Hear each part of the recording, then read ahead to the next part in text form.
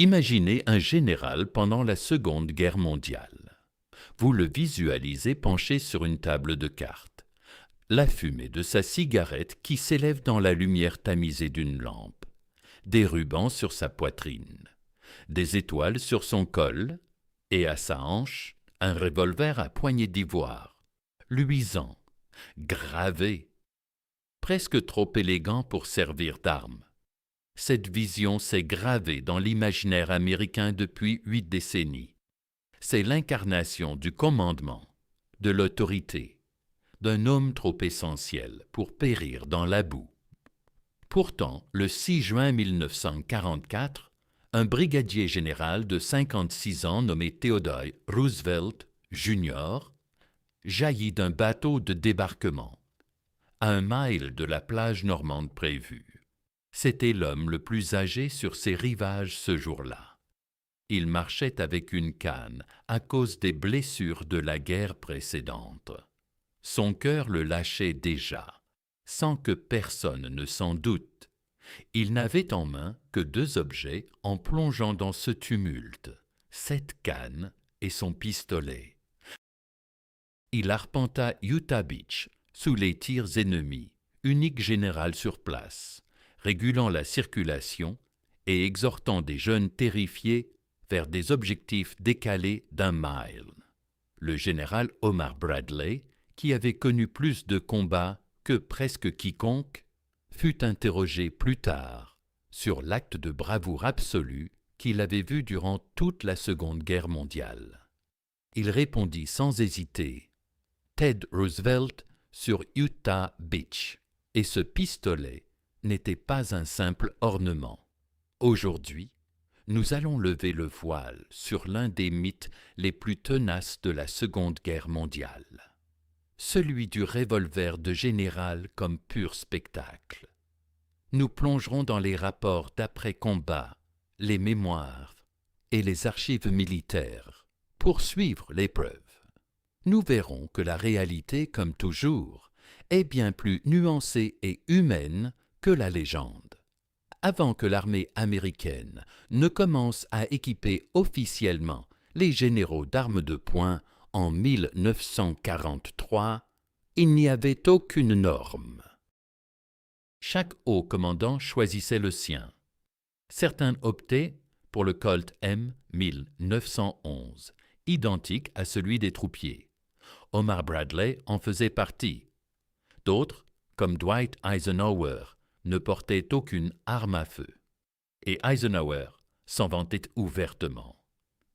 Douglas MacArthur, qui durant la Première Guerre mondiale était resté sans armes par conviction personnelle, trimbalait un Colt Puckett Pistol calibre 32 commercial dans le Pacifique, souvent rangé plutôt que ceinturé.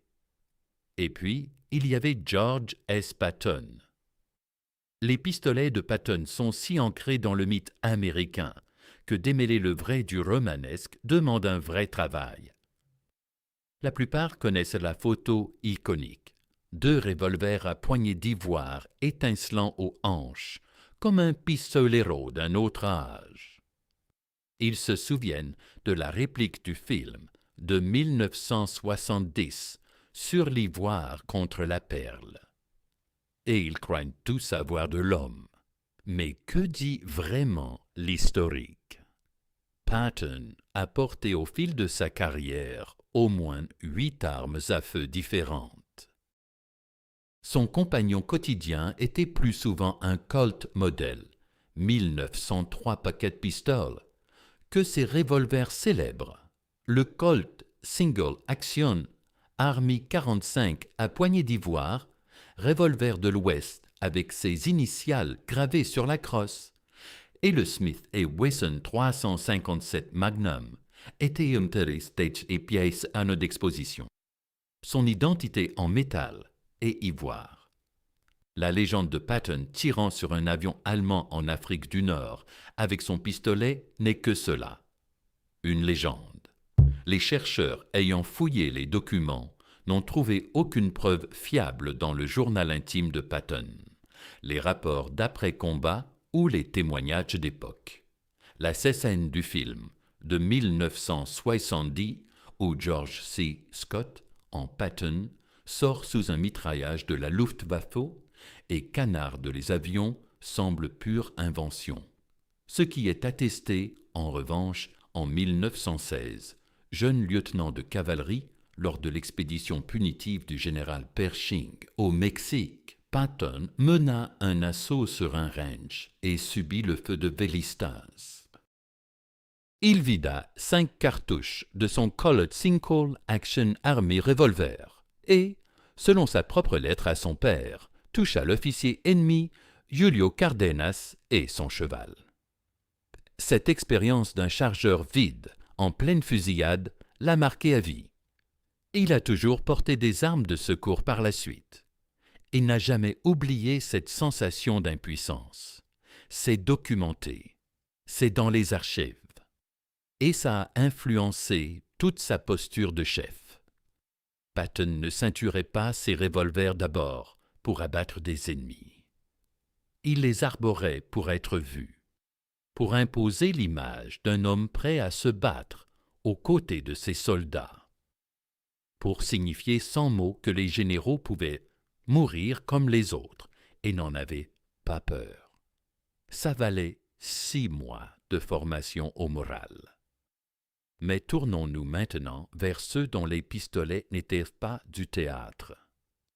Ceux qui se retrouvèrent en extrême péril, non par choix, mais par la logique impitoyable des effondrements au combat. Le matin du 6 juin 1944, Omaha Beach ne suivait aucun plan. Rien du tout. Le bombardement naval et aérien avait raté la plupart de ses cibles. Les chars DD, ces Sherman amphibies censés apporter un appui-feu, avaient instamment été largués trop loin en mer par des vagues trop violentes, et la majorité avait coulé.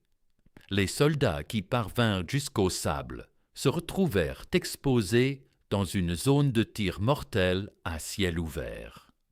Les mitrailleuses allemandes, l'artillerie et les mortiers déversaient un déluge depuis des falaises fortifiées qui surplombaient toute la plage.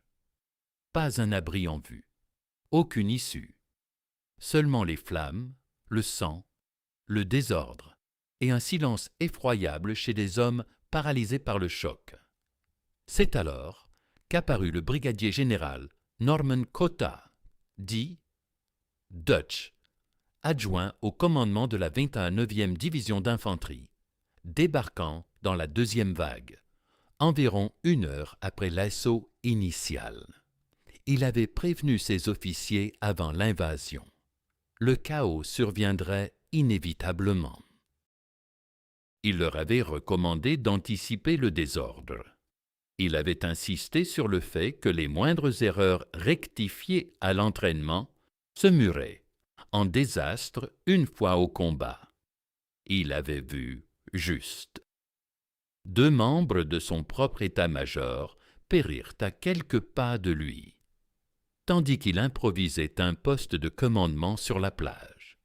Il avançait droit, tête haute, un détail rapporté dans de nombreux témoignages. Tandis que d'autres s'aplatissaient dans le sable, Cotta se tenait debout. Il marchait. Il haranguait. Il incarnait une rébellion vivante face à la boucherie infligée aux hommes par cette plage. Cotta traversa un tir de mitrailleuse pour rejoindre un groupe de Rangers immobilisés près du drap de Verville. Il lança exactement 4 mots au 5e bataillon de Rangers du colonel Max Schneider, des mots qui entreraient dans la légende. Rangers lead the way. Puis il fit demi-tour et replongea dans l'enfer. Quand une torpille Bangalore perça les barbelés et que le premier acirué fut abattu, les suivants se figèrent. Cotta bondit et s'élança à travers la brèche le premier. Les autres l'imitèrent. Son aide de camp, le lieutenant Jack Shea, relata ce qui suivit sur les hauteurs au-dessus de la plage. Au sommet, alors que les mitrailleuses allemandes bloquaient l'assaut, Kota chercha un sergent ou un lieutenant pour lancer la charge. Le récit de Shea est limpide. Aucun chef n'était visible et ses appels restaient vains. Kota prit donc la tête lui-même. Les Allemands détalèrent. Les historiens Stephen Ambrose et Joseph Balkowski estiment que ce fut probablement la première attaque d'infanterie victorieuse de toute la campagne de Normandie. Kota avait 51 ans. A-t-il tiré avec son pistolet ce jour-là? Les archives ne tranchent pas. Ce qui est certain, c'est qu'il était armé, qu'il resta des heures sous le feu direct, que des hommes moururent à portée de bras de lui, et qu'il mena des assauts à pied contre les positions ennemies. Les rapports post-combat insistent sur les actes de commandement, plus que sur l'usage personnel d'armes. Mais savoir si ce pistolet fut dégainé ou tiré en vrai combat passe presque au second plan. Ce que Kota accomplit par sa seule présence physique rendait l'arme presque superflue au résultat. De l'autre côté de la plage, le même matin, un second général entrait en scène, le brigadier général Theodore Roosevelt Jr. Il avait réclamé à 3 reprises, 2 fois oralement, 1 fois par écrit, l'autorisation de débarquer dans la première vague à Utah Beach. Son commandant, Raymond Barton, avait d'abord refusé. La requête écrite de Roosevelt finit par l'emporter. Et le 6 juin matin, il posa le pied sur Utah Beach, sa canne d'une main, un Colt automatique 45 à canon argenté dans l'autre. Il fut le seul officier général allié à fouler le sol dans la première vague le jour J. Âgé de 56 ans, rongé par l'arthrite et une cardiopathie qui l'emporterait 5 semaines plus tard. Les chalantes de la 4e division d'infanterie avaient dérivé d'un bon mille au sud de l'objectif prévu, emportés par des courants tidales puissants. Tout ce qui avait été prévu, sortie précise, terrain connu, itinéraire répété, se trouvait désormais décalé d'1 mille dans la mauvaise direction. Roosevelt arpenta la plage à pied pour évaluer. Puis il prit une décision qu'aucun manuel n'aurait pu dicter. Il ordonna que toutes les vagues suivantes accostent là où la première l'avait fait. La guerre commencerait d'ici. Il resta des heures sur cette plage. Il accueillait chaque vague arrivante. Il les orienta vers les nouveaux objectifs. Il progressait au travers des tirs d'artillerie et d'armes légères comme si ce n'était qu'un désagrément. Le général Bradley qualifia cela de l'acte de bravoure le plus pur qu'il eût jamais vu. Des témoignages concordants décrivent Roosevelt boitant d'un bateau à l'autre sous le feu allemand, guidant les hommes et déstabilisant l'ennemi par son refus obstiné de se comporter en mortel vulnérable. Le pistolet à une main, la canne à l'autre. La question de savoir s'il a tiré importe moins que ce qu'il signifiait par cette arme comme symbole concret. Il proclamait « Voici un homme venu se battre ». Passons maintenant aux archives allemandes et aux statistiques impitoyables des derniers mois de la guerre. Parlez-nous du rôle joué par l'arme de poing chez les hauts commandants de l'Axe. Au printemps 1945, la Wehrmacht ne battait pas en retraite.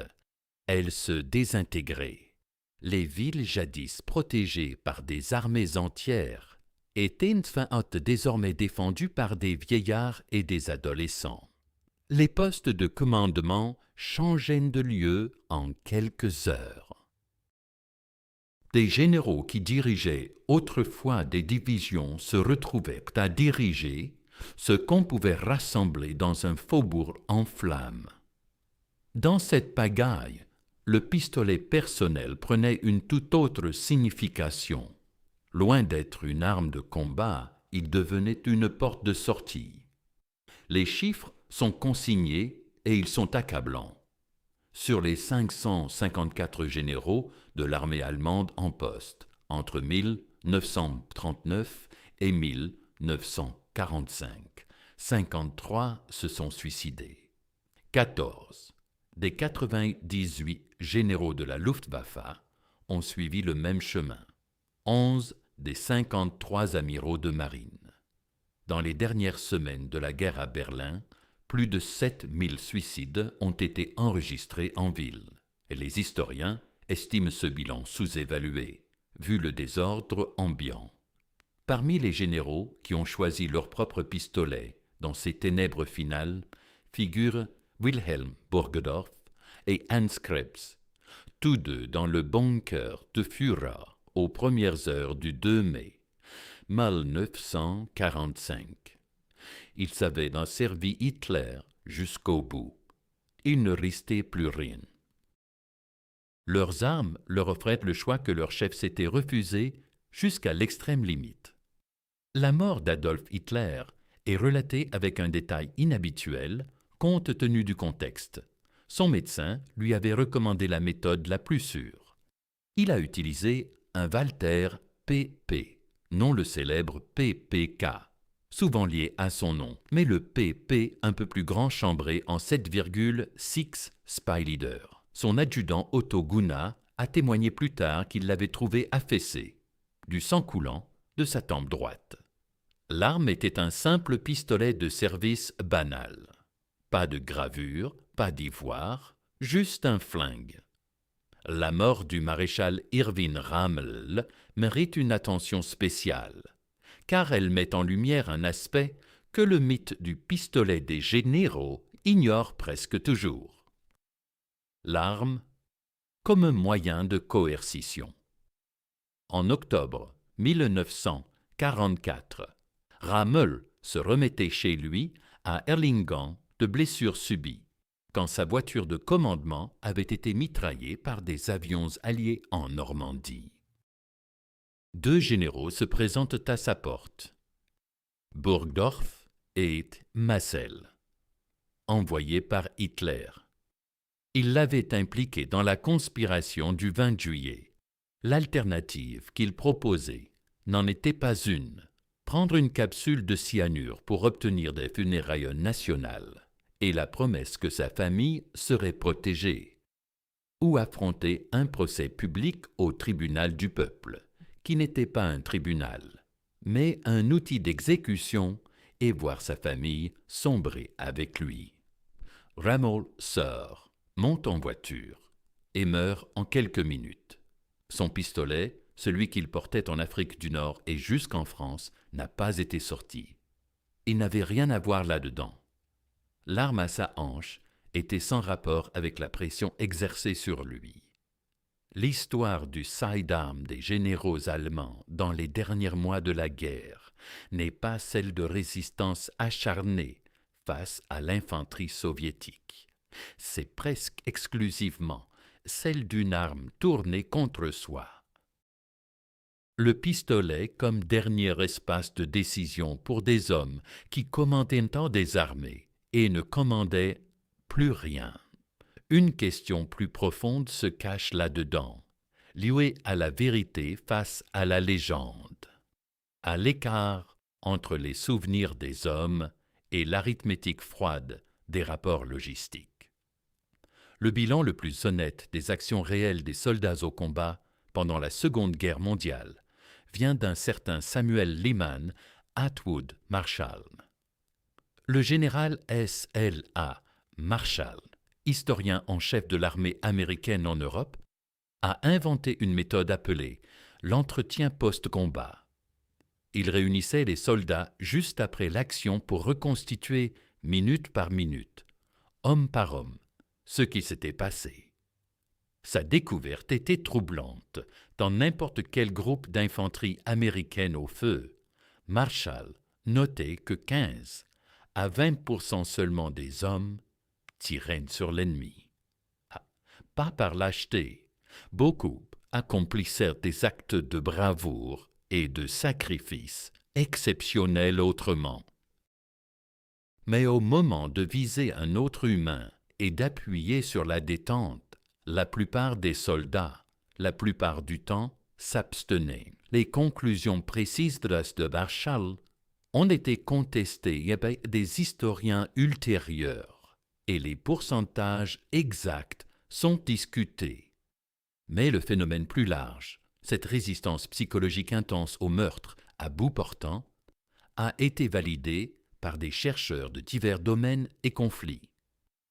Appliquons cela aux généraux. Le rôle principal d'un général n'est pas de tirer, c'est de réfléchir, décider, transmettre, motiver, orchestrer les mouvements de milliers d'hommes sur un terrain qu'ils ne voient peut-être pas. Dès qu'un général en arrive à utiliser son sidearm personnel, c'est que quelque chose a dérapé, souvent de façon catastrophique. Son PC est submergé. Son unité a perdu le contact. Le front est devenu mouvant comme prévu. Le poids psychologique de cette arme à la hanche d'un général était bien réel, mais il ne concernait pas la balistique. Il touchait à l'identité. Un général arborant un pistolet affirmait à ses troupes et à lui-même sa détermination à se trouver là où les armes de poing deviennent indispensables. C'est cette affirmation qui comptait vraiment. Réfléchissez à ce que la posture de Kota transmettait sur Omaha Beach. Dressé bien droit sous le feu des mitrailleuses, arpentant le terrain, conversant, se comportant comme si le tumulte n'était qu'une réalité qu'un homme pouvait balayer d'un revers de main. Le pistolet à sa ceinture faisait partie intégrante de ce message. Il clamait « Je suis là, je suis armé, je ne pars pas ». Ou considérez Ted Roosevelt Jr., âgé de 56 ans, le cœur défaillant et la jambe rongée par l'arthrite, claudiquant d'un bout à l'autre d'une plage battue par les tirs, un pistolet dans une main et une canne dans l'autre. Il n'était pas venu pour abattre des Allemands. Il était là pour être vu par de jeunes soldats qui devaient se convaincre que leur mission était réalisable. Les recherches documentées par l'American Rifleman sur le programme des pistolets pour officiers généraux révèlent un fait marquant. L'armée américaine n'a pas commencé à distribuer officiellement des armes de poing standardisées aux généraux qu'en 1943, au milieu de la guerre. Un témoignage conservé dans l'histoire du programme indique que cette mesure a été au moins en partie déclenchée par la mort d'un officier général tué par une patrouille ennemie alors qu'il tentait d'atteindre son véhicule pour s'armer. Ce récit, dont les détails précis restent invérifiés, mais inscrit dans la mémoire institutionnelle du programme, saisit l'essentiel. Avant tout, le pistolet du général représentait un ultime recours, une défense de dernier ressort. L'objet qu'on saisissait quand tout avait échoué et que l'adversaire était si proche qu'on distinguait ses traits. Pour la plupart des généraux, cet instant n'est jamais arrivé. L'arme pendait à la hanche lors des conférences d'état-major, des trajets en jeep, des inspections et des exposés de cartes. On la nettoyait, on la vérifiait peut-être, on la portait comme un élément de l'uniforme et on la rangeait chaque soir sans l'avoir jamais sortie. Pour certains, comme Kota à Omaha ou Roosevelt à Utah, elle était là dans des circonstances où elle aurait pu servir. Les archives ne précisent pas toujours si elle fut vraiment déchargée en combat. Les rapports post-opération suivaient ces déplacements des unités, les positions ennemies, les objectifs atteints ou manqués. Il mentionnait rarement si un général de brigade avait sorti son arme à un moment donné. Mais voilà ce que nous savons avec certitude. Nous savons que Dutch Kota s'est élancé à travers une brèche dans les barbelés sous le feu ennemi et a personnellement conduit des hommes à l'assaut d'un promontoire tenu par les Allemands. Nous savons que Ted Roosevelt Jr. a sillonné une plage en activité sous les obus d'artillerie pendant des heures. Nous savons qu'au sein du haut commandement allemand, l'ultime emploi de l'arme personnelle relevait souvent d'un geste intime. Pas un combat, mais la fin du combat, la fin de tout. Que nous apprennent tous ces éléments? Qu'au-delà de tout, le pistolet du général était un symbole, mais que les symboles ne sont pas anodins. Ils influencent les actes. Ils transmettent ce que les ordres seuls ne sauraient exprimer. Patton l'avait parfaitement saisi, mieux que quiconque. Il trimballait ses revolvers à ivoire, non pas dans l'attente d'un duel à bout portant avec l'ennemi, bien qu'il en fût capable et l'eût fait dans une autre vie, au Mexique. Il les portait parce que son armée avait besoin de voir à quoi ressemblait un général de combat. Et dans ce théâtre des opérations où le moral faisait parfois la différence entre une armée en mouvement et une armée paralysée, l'image d'un homme armé et prêt à l'action valait plus que l'arme elle-même. La vision contemporaine du général s'est éloignée de cela. Les chefs d'aujourd'hui opèrent dans des contextes où le port d'une arme de poing est une obligation professionnelle, non un choix spectaculaire. L'idée qu'un officier à 4 étoiles se retrouve en combat rapproché personnel s'est estompée jusqu'à frôler l'impossible. L'archétype du général guerrier, le Patton, le Kota, le Ted Roosevelt Jr., appartient à une guerre précise, à une époque particulière. Pourtant, ces hommes ont bien existé. Le poids de leurs armes était bien réel. Et ces rares instants où le pistolet passait du symbole à l'outil concret, sur une plage de Normandie, dans un bunker en flammes à Berlin, lors des dernières minutes désespérées d'un poste de commandement submergé. Ces instants révèlent une vérité profonde sur la guerre, au-delà des cartes des briefings et des lignes nettes de l'histoire militaire. La guerre est un lieu où des hommes parés d'étoiles de général et de revolvers à ivoire se retrouvent parfois à 100 mètres de l'ennemi, sans plus personne à qui donner d'ordre. Un lieu où le choix ultime, vivre ou mourir, combattre ou capituler, se résume à une seule arme et une seule décision. Pour la plupart des généraux de la Seconde Guerre mondiale, ce moment n'a jamais surgi. Pour quelques-uns, il est arrivé avec une clarté terrifiante, et le pistolet, ornement, symbole, dernier recours, était là pour chacun d'eux. Partagez cette histoire avec quelqu'un qui apprécie la véritable histoire. Ce récit appartient aux hommes qui l'ont vécu. Nous devons au moins la relater sans phare.